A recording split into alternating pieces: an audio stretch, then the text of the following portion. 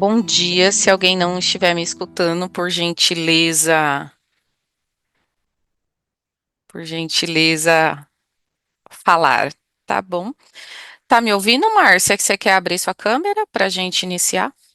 Se quiser abrir, a gente aqui, Bom perfeito. dia, Bom dia, tudo prazer bem? estar aqui. Prazer. Deixa eu. Se está me escutando bem, a gente vai iniciar. É importante ressaltar que está sendo gravado. Estamos em Setembro Amarelo, a gente fala tanto onde escuta vira direção. Fazer alguns combinados aqui com você. Eu sou a Luciana Marques, sou aqui da Humanitária, a Márcia, nossa parceira psicóloga. Se vocês puderem, né, fiquem à vontade a partir desse momento. Câmera e microfone, né? Se possível, mantenha a câmera ligada. Isso humaniza o apresentador, que é a Márcia Leles, a psicóloga, que é importante, né? Nem todo mundo consegue por questões de trabalho. Fique à vontade também para expressar suas dúvidas. Isso pode ser colocado no chat para a gente responder no final, é importante. E tem uma pesquisa de satisfação aqui no final. Setembro Amarelo, né, Márcia? A gente fala que é essa campanha apresentando aqui a Márcia que está conosco e iniciar para que a gente não possa não ter atraso para quem já aqui já está. A Márcia pode falar um pouco dela, né? Mas ela é psicóloga há mais de 20 anos, com mais de 20 anos de experiência, então ela tem essa expertise tanto no atendimento clínico como no atendimento corporativo a colaboradores, desenvolvimento de programas de saúde, essa experiência no Banco Safra, na Mil, mitigando sempre esses riscos, né, psicossociais. E aqui com a gente na Humanitária, ela tem atuado de forma construtiva nas webinars, junto com os nossos clientes, e a gente quer trazer aqui para vocês esse tema de tanta importância. Márcia, você pode dar continuidade, passo a palavra para você, agradeço mais Obrigada. uma vez, que todos nós, né, possamos sair daqui com um pensamento diferente, com algumas atitudes diferentes, e agradeço a sua participação aqui com a gente, e de suma importância. Obrigada, Márcia, pode dar continuidade. Bom dia, pessoal. Nós estamos aqui hoje para falar de saúde mental e especificamente de vida, né? A gente fala aqui um pouquinho sobre essa questão, né? Setembro é o mês do que a gente faz a prevenção do suicídio e o quanto é importante a gente falar de vida e não de morte, porque é isso que a gente quer.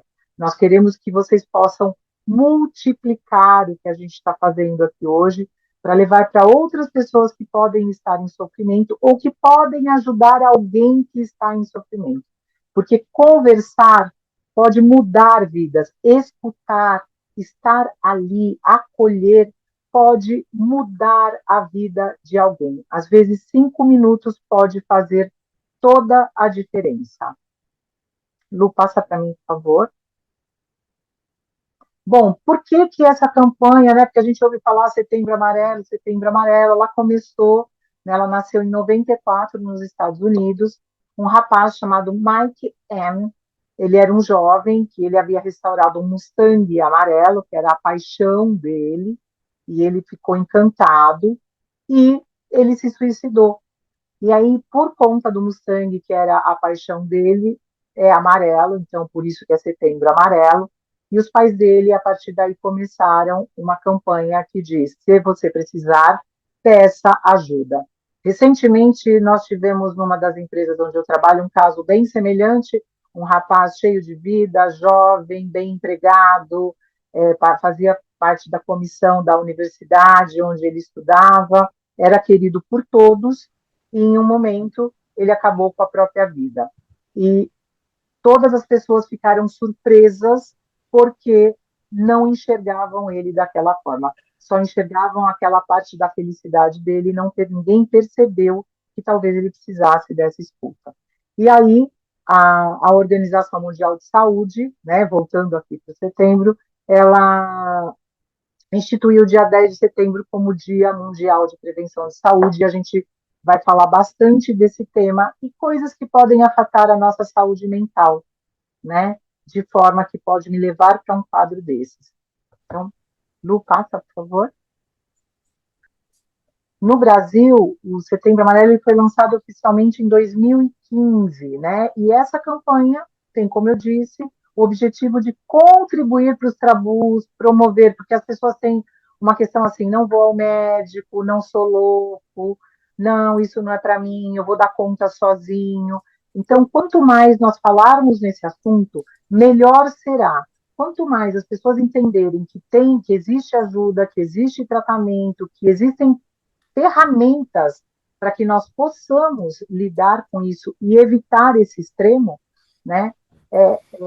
E a gente tem que falar disso em todos os espaços, nas escolas, nas empresas, nas redes sociais, né? Nas redes sociais principalmente, que afeta milhões, que abrange milhões de pessoas, e as pessoas às vezes, acreditam naquilo que está vendo ali, e aquilo só é uma estampa.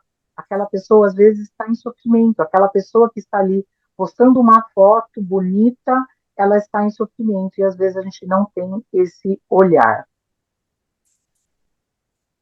Pode passar, Lu, por favor. Bom, vamos falar aqui um pouquinho dos fatores que podem gerar sofrimento emocional. Então, relações abusivas, doenças crônicas, um familiar doente, a morte de um animal de estimação, o desemprego, dívidas. Hoje nós temos um quadro que eu percebo que as pessoas pensam muito em ter e elas esquecem de ser, né? Então, às vezes as pessoas se envolvem em questões financeiras que vai levar ela para um sofrimento emocional e ela acaba muitas vezes não conseguindo lidar com isso e resolver isso, né? O isolamento social, a falta de apoio, a discriminação também são fatores que podem levar a isso. E como a gente vive numa sociedade que é muito ampla, que as pessoas são muito diferentes, cada um é de um jeito e cada um absorve as coisas de um jeito, cada um absorve de uma forma. Então, todos esses fatores podem gerar outras coisas.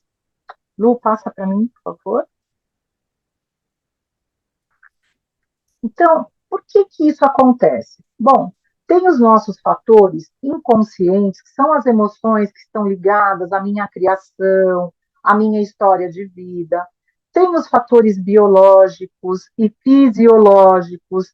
Muitas vezes a pessoa está se sentindo mais triste, mas ela não busca ajuda. E aquilo podia ser o ferro dela que está abaixo, pode ser os hormônios de uma mulher que entrou na menopausa ou um homem na andropausa, tem fatores da tiroide que podem levar a sintomas de depressão, e muitas vezes a pessoa fica em sofrimento e ela não procura ajuda porque ela acha que vai resolver aquilo sozinho e era um fator fisiológico, né?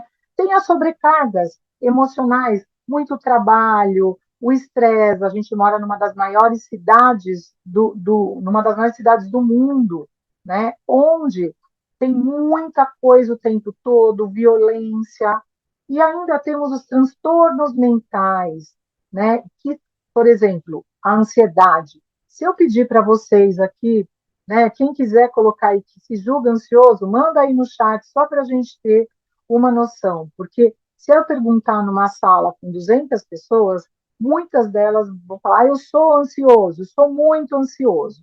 Mas a forma como a gente lida com essa ansiedade é que é a questão. Passa, Lu, por favor.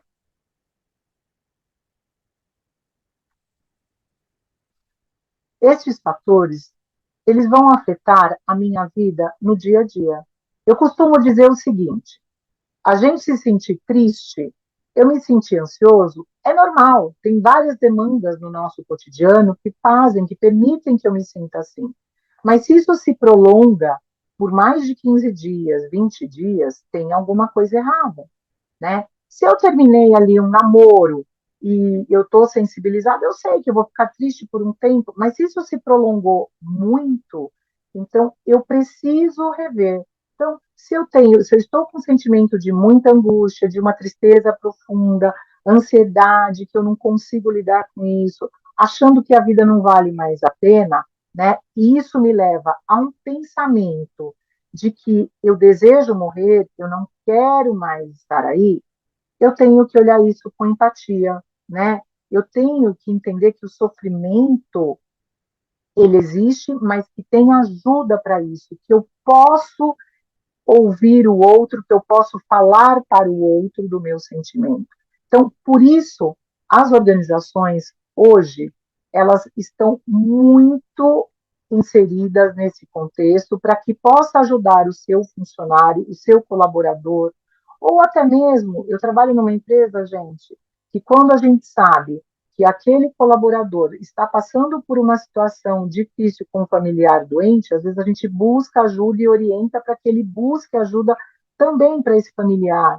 Se ele tem um dependente químico na família, a minha orientação pode fazer toda a diferença na vida desta família. Então, por isso nós fazemos essas ações de conscientização, tá? Por isso nós estamos aqui hoje, que é para a gente conversar um pouquinho para que vocês entendam formas e de como a gente pode lidar com isso. Pensamentos de eu queria desaparecer, não, a vida não tem mais sentido para mim, seria melhor que eu não estivesse aqui, eu estou cansado de tudo, né? Eu tenho uma dor insuportável, uma angústia no peito, eu tenho suores frios, eu vou falar com alguém, já me dá uma angústia e minha garganta trava. São sintomas que muitas vezes as pessoas descrevem para nós e que nós, às vezes, achamos assim, ah, que frescura, isso é besteira, deixa para lá. Ah, tem até uma piadinha que as pessoas fazem, ah, queria ver se tivesse um tanque cheio de roupa, se sentiria desta forma, né? Eu não sou o outro. Às vezes, o que dói em mim não dói em você. Se eu cortar o meu braço aqui, vai doer em quem? Em mim.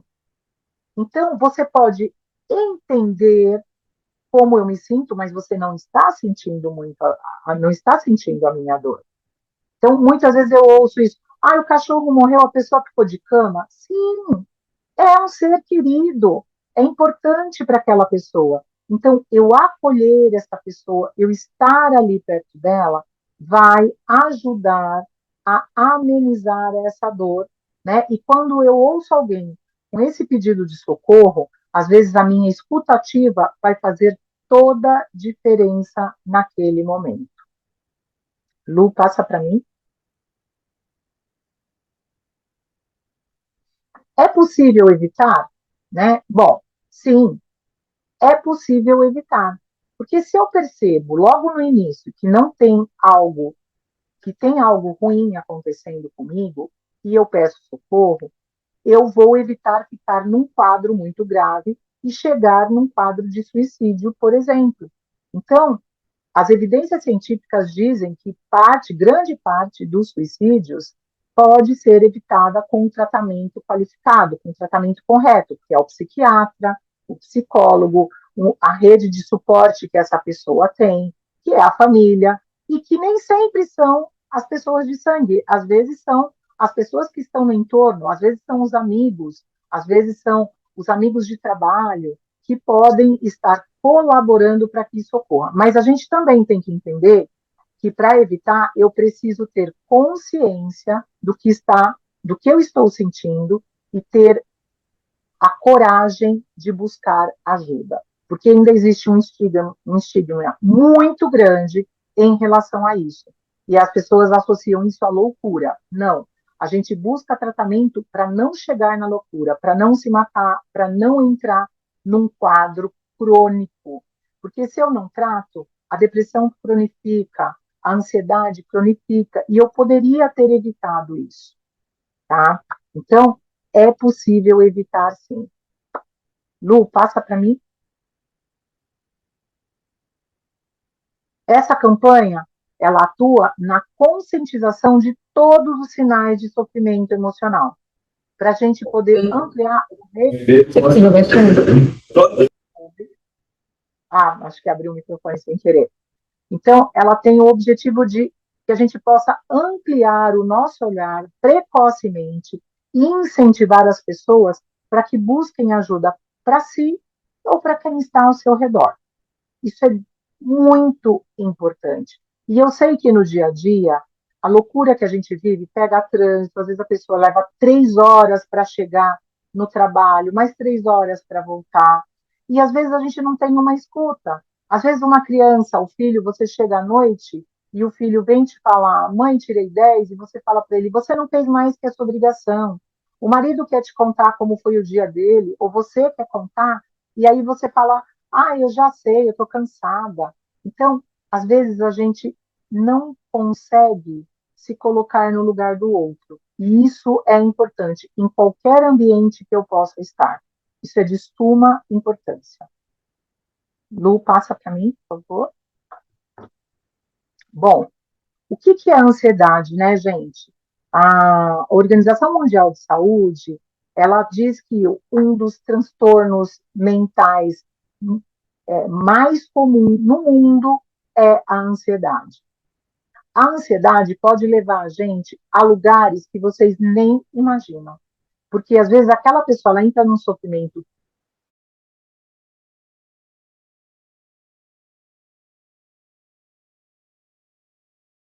Ficou mudo aqui o da tão Márcia. grande Deixa eu. que ela acredita que aquilo, né? Isso, opa, Ô, Márcia, voltou, deixa eu só falar. Teve a hora que você parou no momento que você comentou que a pessoa entra nesse sofrimento muito grande, né? Desse transtorno de ansiedade. Se você quiser só retomar.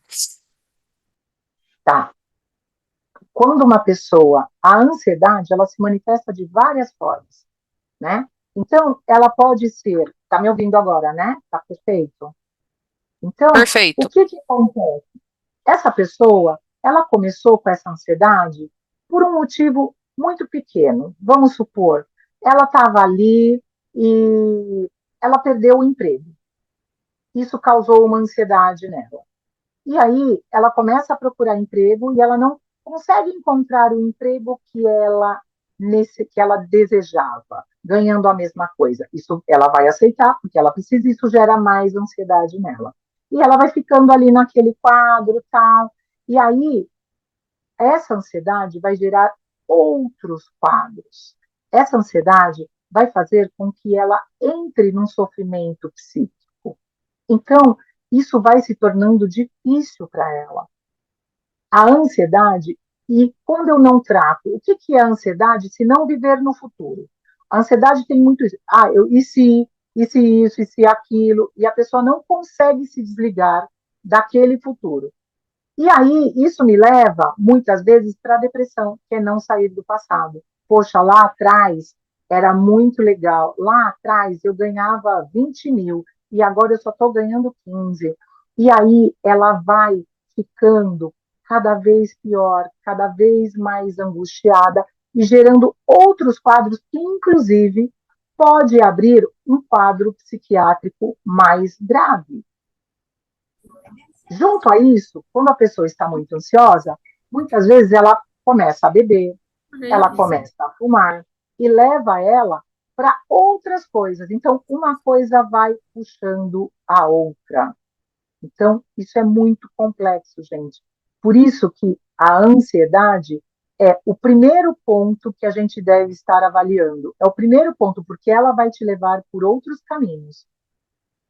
Pode passar, Lu, por favor?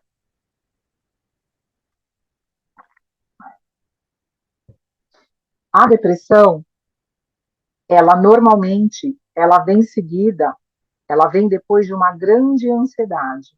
E muitas vezes nem sempre aconteceu algo tão importante para aquela pessoa. Às vezes foi uma coisa boba, mas que desencadeou isso nela. Porque ela já vinha trazendo essa ansiedade lá atrás, ela já vinha ali naquela angústia, ela não tratou, e aí veio um pequeno gatilho que desorganizou ela e faz com que ela entre em depressão, e isso está associado às mortes prematuras. Né? Hoje, gente, uma das coisas que a gente não se falava muito e que hoje está em pauta, Hoje existem crianças se suicidando. Olha o quanto isso é sério. Aqui a gente tem um quadro, né, que está falando, eu não estou enxergando muito bem aqui, gente, mas ele está falando um pouquinho dos índices, ó, intervalo de confiança de 95%, uma prevalência, né, e um intervalo de confiança de 95%. Adultos maiores de 18 anos domiciliados com depressão autorreferida. Então, olha só, né, como que é. Olha só o quanto isso é sério e quanto isso afeta a população. E isso é mundial, tá, gente? Não é no Brasil, isso é mundial. Porque as pessoas vão se afundando em trabalho, em relacionamentos, em coisas que não são legais para ela não tem força para sair e vão acontecendo outras coisas que levam ela para esse quadro. Uma depressão não tratada pode cronificar, e aí a pessoa vai ficar, às vezes, impossibilitada de trabalhar, impossibilitada de fazer as coisas que ela fazia no dia a dia. Tá? Então, isso é muito sério. Tá? E também gera outras doenças crônicas. Existem muitas doenças associadas à depressão, como a fibromialgia, que é uma doença crônica, é uma dor crônica. Tem inúmeras doenças associadas, inclusive os cânceres, né? Muitas pessoas, existem algumas vertentes que falam, né? Tem alguns estudos que dizem que pessoas depressivas muitas vezes abrem quadros desnecessários que poderiam ter sido evitados, de câncer, de outras doenças, de muita coisa. Porque a tristeza leva a gente para um lugar muito ruim. A tristeza leva a gente para um lugar onde eu não consigo enxergar cor, eu não consigo olhar, eu não consigo ter prazer em ver o sorriso do meu filho. E olha como isso é sério, né? Lu, passa para mim.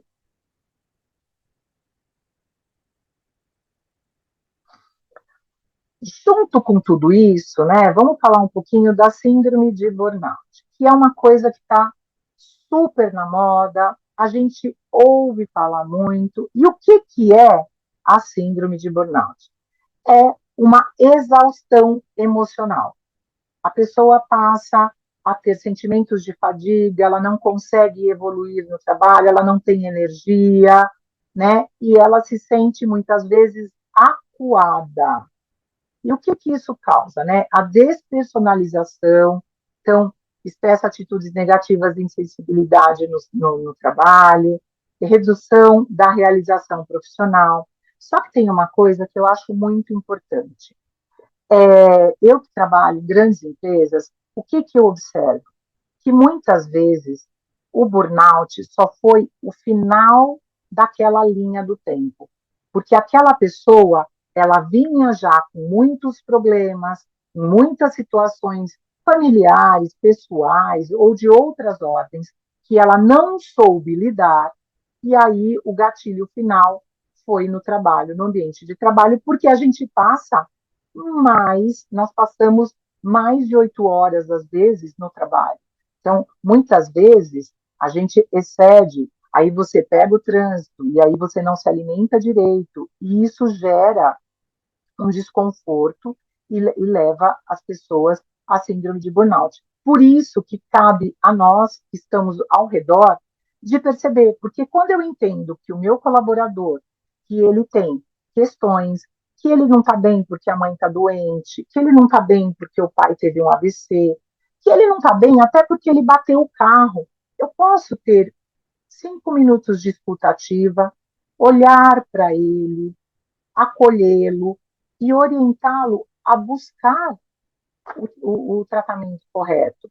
Quando eu percebo que aquela pessoa não está, ele tinha um bom desempenho e ele não está tendo o desempenho necessário, ou o desempenho que ele costumava ter, melhor falando, eu posso estar chamando ele, ouvir ele, porque muitas vezes só da pessoa falar o que está acontecendo com ela, muda todo esse quadro, muda tudo, tudo fica diferente, porque ele se sentiu acolhido, é, é, ele sentiu que o pé dele voltou para o chão, então ele vai, talvez, a partir dali, buscar a ajuda necessária.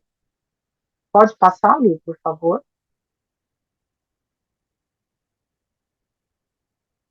Sinais e sintomas. Gente, um dos maiores sintomas que eu ouço hoje, né, depois da ansiedade, é a insônia. A ansiedade, a insônia, quem não dorme direito não emagrece e vai ter ansiedade. E muitas vezes, o que, que a pessoa faz? Né? Isso eu estou cansada de ver. A pessoa fala assim: eu vou tomar uma cervejinha depois do dia de trabalho. Porque a cerveja dá uma baixadinha na ansiedade e a pessoa acaba dormindo. A pessoa vai fumar um cigarro. E aí a gente cria mais um problema, porque além da ansiedade e da insônia, ele agora também vai se tornar um dependente de alguma possível droga que é aceita pela sociedade.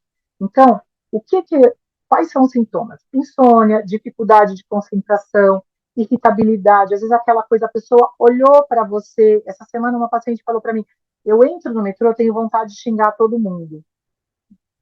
E eu sei que ela não está com raiva das pessoas, mas tem algo que está incomodando ela que faz com que ela tenha este comportamento. Então, irritabilidade, inquietação, tremor, né? Suor, às vezes a pessoa vai falar alguma coisa, tem que falar com o chefe, ele começa a ter suor, sudorese, as mãos, os pés, as axilas começam a transpirar demais e ela perde controle. Cansaço, falta de ar, é comum que as pessoas busquem um pneumologista e o que ele tem muitas vezes é ansiedade. Sensação de que está asfixiado, o coração muito acelerado. Por isso que a gente precisa de avaliação, gente, de avaliação e conduta profissional. Que olha quantos sintomas existem aqui, olha quantas coisas. E muitas vezes a pessoa tem náusea e diarreia e ela fica tomando remédio para o estômago sem necessidade, porque ela precisava era reduzir a ansiedade dela.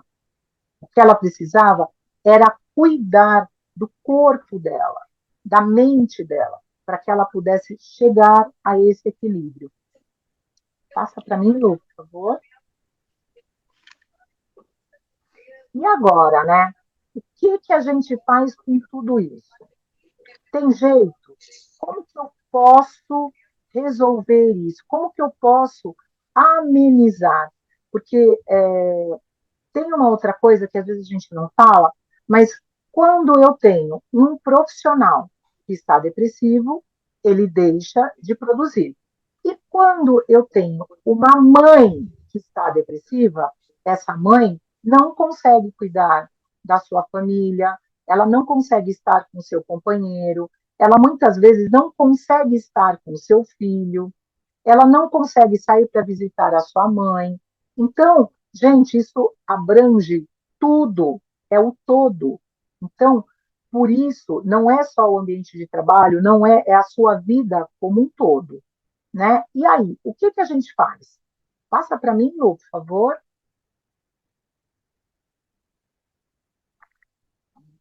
Bom, eu acho que a primeira coisa é identificar os sinais e os sintomas. E você falar com alguém de confiança. Quem é esse alguém de confiança? Pode ser aquele médico, e não precisa ser o psiquiatra, gente. Às vezes o ginecologista, que eu já passo há muito tempo, o cardiologista, eu posso conversar com ele, e ele vai me orientar, me encaminhar. Falar com o meu gestor, olha, não estou me sentindo bem, estou precisando de ajuda. Falar com um familiar ou com um amigo mais próximo, né? E o outro, e cabe a nós ouvir, né, acolher, porque muitas vezes a pessoa fala e a gente não dá ouvido. Eu tenho um grupo que é da época que eu estudei numa escola pública e nós fazemos reuniões anuais. Então nós temos um grupo ali. E outro dia uma pessoa sinalizou uma coisa desse tipo. Ela colocou lá: estou cheia da vida, não consigo raciocinar. Eu imediatamente eu entrei em ação, eu conheço a irmã dela, liguei para a irmã, fiquei sabendo que ela estava passando por um momento muito difícil, e aí eu contei para a irmã o que tinha acontecido e houve todo um movimento de acolhimento para que essa pessoa pudesse receber a ajuda necessária, tá? Então, o que a gente dispõe? de tratamento hoje para ansiedade, para depressão, para... Tem muita gente, às vezes, falando, está super na moda ter TDAH. Então a pessoa fala, eu tenho TDAH. Mas a pessoa não fez uma avaliação. Ela acha que ela tem. E às vezes o que ela tem é ansiedade. E uma medicaçãozinha e um acompanhamento necessário, adequado, vai ajudá-la. Vai ajudá-la. Então, procurar um profissional de saúde mental, que é o psicólogo, o psiquiatra.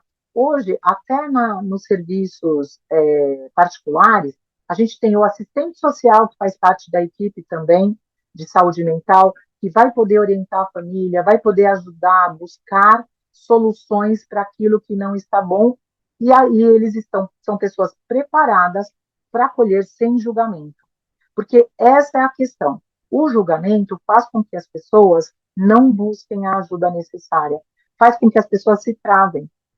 Ah, mas isso eu já passei por isso, né? Às vezes eu invalido a fala do outro, porque a pessoa vem me falar assim, ah, eu estou passando por um momento difícil. Aí você fala assim, ah, eu já passei por isso. É assim mesmo, né? Ou então a pessoa fala para você, eu não sei o que eu estou sentindo, eu preciso conversar. Ah, e agora eu não tenho tempo. Aqueles 5 minutinhos ali de escuta ativa, né? Ou um abraço, podem fazer toda a diferença. E aí eu posso entrar nesse cenário e falar para essa pessoa: olha, você gostaria de alguém para conversar? Olha, nós temos isso, nós dispomos disso, no convênio tem isso. Ah, mas é meu familiar que está assim e ele não tem convênio. Tá? Esse serviço existe no SUS. A acolhida é imediata. Então, nós temos solução. Ah, mas eu não quero tomar remédio. Gente, às vezes as questões fisiológicas trazem a necessidade de usar uma medicação. E a medicação, ela é usada de 6 a 2 anos, com orientação e acompanhamento médico, que pode ser retirada ou não. É comum mulheres em menopausa, por exemplo, elas ficarem depressivas, porque é a queda de hormônios. E aí a gente vai lá, medica, orienta, vai estabilizar e a pessoa volta a ter uma vida normal. Que é isso, né? Quando a gente tem diabetes ou a gente tem um problema cardíaco, você não deixa de tomar um remédio porque você tem medo de ter AVC, você tem medo de ser amputado. Mas quando a gente fala de saúde mental, as pessoas ainda têm muito medo e as pessoas criam tabus. Não, a gente toma medicação para ficar melhor. A gente toma medicação para estar bem, para poder atuar diante da vida de uma forma mais leve. Isso é o importante. Lu, passa para mim. Bom, eu trouxe um postzinho aqui que eu gosto bastante, que ele fala, né, que a saúde mental é caracterizada por uma incessante busca de estado de equilíbrio dinâmico. Então, gente, não existe ninguém equilibrado 100%. Então, porque na teoria, nós teríamos que ter uma vida perfeita, né? Aquela família perfeita, numa casa perfeita, num trabalho perfeito, mas a gente sabe que isso não existe. Todo mundo tem problemas. A forma como eu lido com o problema é que é a questão. Então, eu tenho que ter alguns momentos comigo. Eu meditar vai me ajudar, fazer atividade física vai ajudar, reconhecer os seus limites é de suma importância, porque se eu digo sim para tudo, se eu falo sim para tudo, eu estou dizendo não para mim.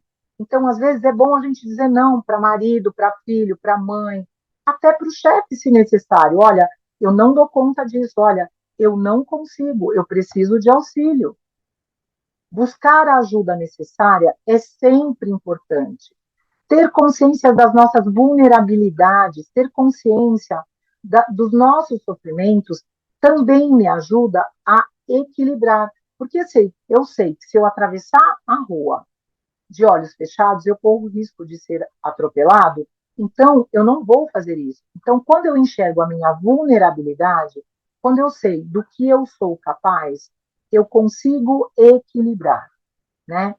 Aqui tem uma frase que é praticar sexo seguro. E algumas pessoas falam, ah, mas isso É, gente, porque quando eu pratico sexo seguro, eu não vou ficar grávida, eu não vou passar um estresse.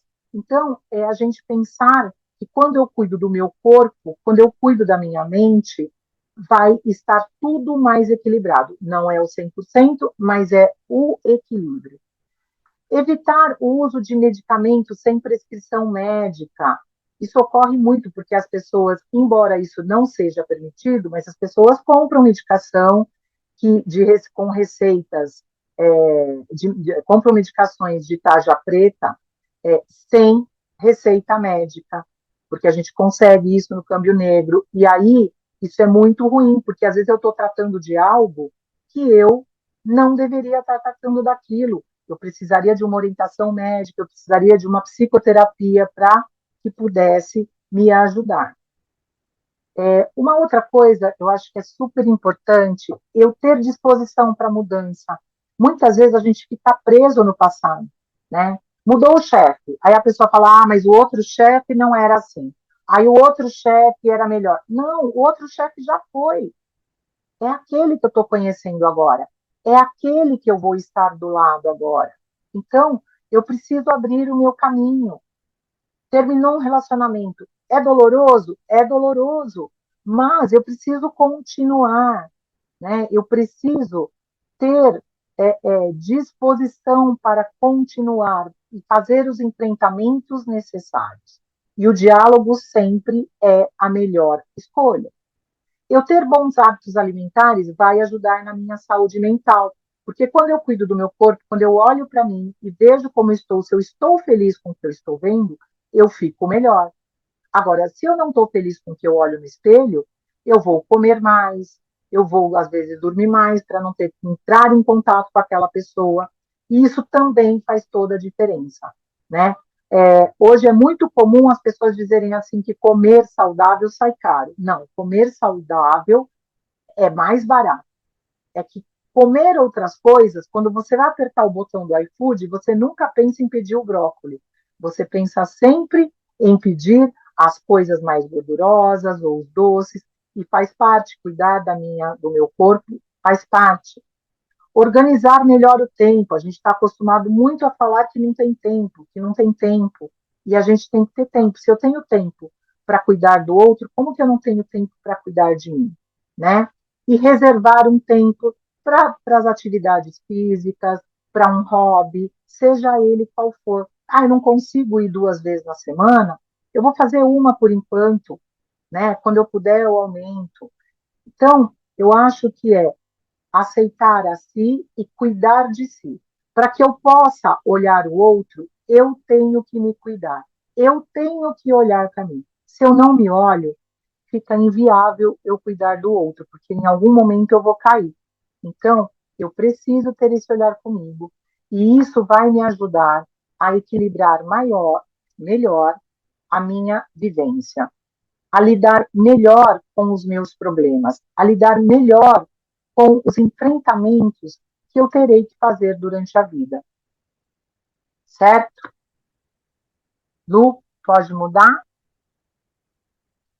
E eu estou deixando aqui uma frase que é: quando a pessoa pensa em suicídio, ela quer matar a dor, nunca a vida. Gente, uma pessoa não pula da ponte porque ela era doida.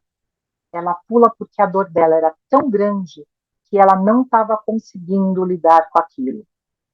Então, tem como nós estendermos a mão, tem como nós estarmos ali, ouvir, orientar, encaminhar e acolher, certo? E agora eu queria abrir um pouquinho para vocês perguntarem dúvidas, para falarem se gostaram, se não, o que gostariam de uma próxima vez. Eu acho que isso é importante, porque esse tema de saúde mental, ele é muito complexo, ele é extremamente longo, nós passaríamos o dia aqui falando dele. Mas eu gostaria que vocês perguntassem. Estou vendo ali os coraçõezinhos, muito bom. Deixa eu ver aqui o chat, Márcia. Não tem nenhuma pergunta até o momento, mas quem quiser fazer alguma pergunta em relação a isso, preferir, né? Se puderem fazer a avaliação, né, desse momento e agradecer, né, a sua participação. Como você mesma mencionou, é um tema fundamental. Ele, apesar de ser longo, entender, né, que setembro é o tema aqui desse mês, né, um tema mundial, mas que a saúde mental por trás disso é muito maior. Muito ampla. Agradecer. E levar, né, a saúde mental para dentro das organizações, dentro de casa e procurar ajuda, né, Márcia? O que você comentou sobre a pessoa também falar o que está sentindo é fundamental e procurar ajuda, né? Sempre que a pessoa tem essa ferramenta para esse apoio. E tem uma coisa, Lu, importante, né, a gente falar isso, porque muitas vezes a pessoa fala assim, eu não vou falar da minha vida pessoal, né? Não, mas você não precisa contar os detalhes. Você pode dizer apenas que você não está bem e que você necessita de ajuda. Olha, eu preciso de um abraço, eu preciso ser ouvido. E essa pessoa vai te direcionar para um profissional que tenha essa escuta e que possa fazer esse trabalho. Perfeito, Márcia. Então, agradecer, né, a sua participação mais uma vez aqui em nome da Humanitária, e o quanto que é importante levar esse tema fundamental, ações, né, de promoção à saúde. Iremos divulgar também a gravação e agradecer a todos e compartilhem, continuem participando. Tem algumas perguntas aqui da Bianca Monteiro. Ela tem a pessoa agradecendo aqui, ótima palestra, agradecendo.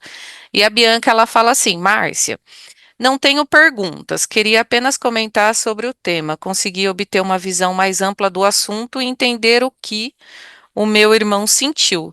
E, se- e ela ainda coloca, e se ainda sente pela perda de um amigo que faleceu por suicídio. Então, assim, o que eu entendi, né, Bianca, eu acredito que é isso, que você conseguiu entender, né, aquilo que o seu irmão sente pela perda ali de um amigo que realmente se suicidou.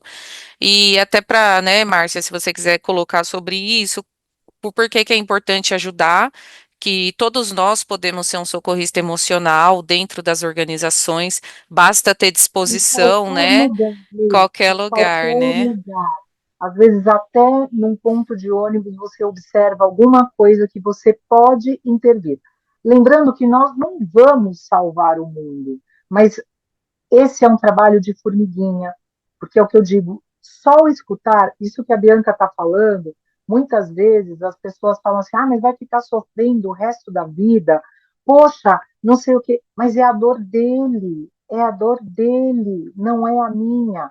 Nós tivemos um caso de dois funcionários, foi no início da Covid, e dois funcionários do mesmo setor, que não eram amigos próximos, ficaram em estado muito grave, internados com Covid. A moça saiu, a moça voltou para a vida normal, mas o rapaz, infelizmente, faleceu. E quando ela soube disso, ela ficou muito mal. Ela entrou, porque ela tinha passado por aquilo. Ela estava no mesmo hospital com ele. E aí as pessoas falam assim: nossa, será que eles tinham um caso? Nossa, ninguém conseguiu captar que era a dor dela, porque poderia ser ela. E ela também estava triste porque perdeu um amigo. Então, olha como muitas vezes a gente é cruel. E tudo que ela precisava era de um abraço, porque ela tinha ficado 35 dias internada. Então, olha como a saúde mental ela pode ser afetada em tantas situações. Então, olhar o outro. Ah, Ô, Márcia, tem alguém. tem uma pergunta aqui, né? E você até comentou sobre isso, né? Que muitas vezes a pessoa tem um problema de saúde mental e ela coloca essa, por exemplo, é a minha chefia, e a pessoa coloca assim, e se o problema de saúde mental for da chefia, a pessoa precisa de um emprego, o que que você teria para dizer disso? Primeiro, eu tenho que ter um olhar, se realmente é isso, se realmente é isso, porque às vezes eu estou tão cheio de armas que eu acho que é contra mim que o chefe está atuando. Então, eu acho que a primeira coisa é sentar e conversar. Vamos sentar e conversar. por que que isso está acontecendo? Porque as pessoas, aí tá até falando aqui, né? Precisamos do emprego. Sim, todo mundo precisa do emprego. Todo mundo precisa ganhar dinheiro. Mas às vezes eu fico pegando coisas para mim, eu fico engolindo coisas, achando que é do outro e é meu. Então, eu preciso sentar. Eu acho que primeira coisa é sentar com o meu chefe e entender. Porque às vezes o meu chefe está precisando de alguma coisa. Porque não é só o gestor que tem que olhar, mas eu também tenho, eu posso olhar, eu também posso acolher. Então, eu sei que existem N motivos, N chefes, eu sei que existem pessoas abusivas, sim, mas aquilo que eu não posso mudar no outro, eu posso mudar em mim. Então, às vezes, a solução pode ser buscar uma vaga em um outro lugar, mudar de setor, mas a primeira coisa é entender se aquilo é meu ou se é realmente do outro. Eu É acho o que é que você super importante. É o que você colocou, né, Márcia, que teve até um outro momento que às vezes a pessoa ela tem realmente as questões dela e ela às vezes a ansiedade dela é tão grande que ela faz um monstro na cabeça dela que não existe, né? Que a gente tem que entender que saúde mental todos precisamos, né? A gente fala que é, a empresa tem sua responsabilidade, a pessoa em procurar ajuda e tentar entender qual que é o papel de responsabilidade nela. E como você colocou da outra vez, às vezes às vezes não é o trabalho em si, às vezes é a pessoa que não se adapta e aquilo vai trazer um sofrimento para ela e às vezes a mudança é a melhor solução, né, do que o sofrimento. E muitas Exato. vezes a pessoa ela não deseja estar ali. O sonho dela era Sim. fazer uma outra coisa e ela não tem a coragem. Então, por isso que a gente tem que investigar. E é um profissional da saúde mental que vai te ajudar a traçar esse novo caminho. Gente, eu tenho uma paciente que ela é médica e ela não quer mais ser médica. Ela estava sofrendo muito porque ela não queria. E quem está de fora fala, mas que loucura!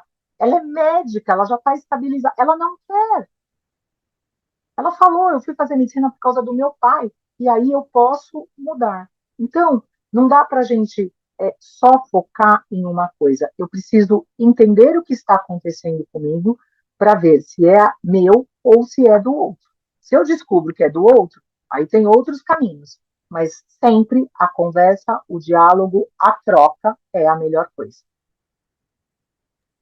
Perfeito, Márcia. E aqui também colocou a questão da pandemia, né? Tudo isso trouxe outros problemas de saúde mental.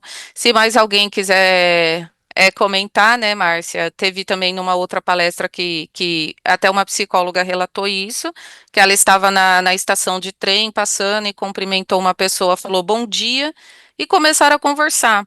E essa senhora falou que estava pronta para se jogar da linha do trem e que Olha, aquele bom dia e aquela conversa trouxe para ela um alívio e ela se sentiu importante e resolveu não se suicidar.